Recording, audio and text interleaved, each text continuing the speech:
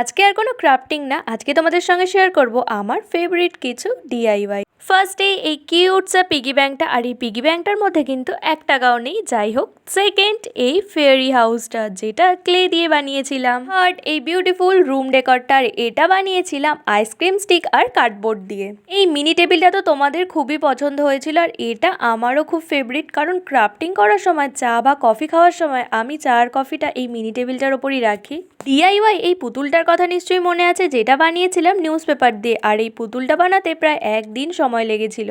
এরপর আমার ফেভারিট এই প্লেটটা, যেটা আমি পুরোনো প্লেটের ওপর এই আর্টটা করেছি। এই দুটো ছবি আমার ভীষণ পছন্দের, দুটো ছবি আমি নিজেই এঁকেছি, তাই যত্ন করে রেখে দিয়েছি। আর এই ফ্রেম দুটোও কিন্তু ডিআইওয়াই বানিয়েছি। চলো শেষে এবার তোমাদের একটা দারুণ জিনিস দেখাই। এই যে পেঙ্গুইনটা দেখছো, এটা আমার নিজের হাতে বানানো প্রথম হাতের কাজ, যেটা আমি স্কুলে ওয়ার্ক এডুকেশন এক্সামের জন্য বানিয়েছিলাম।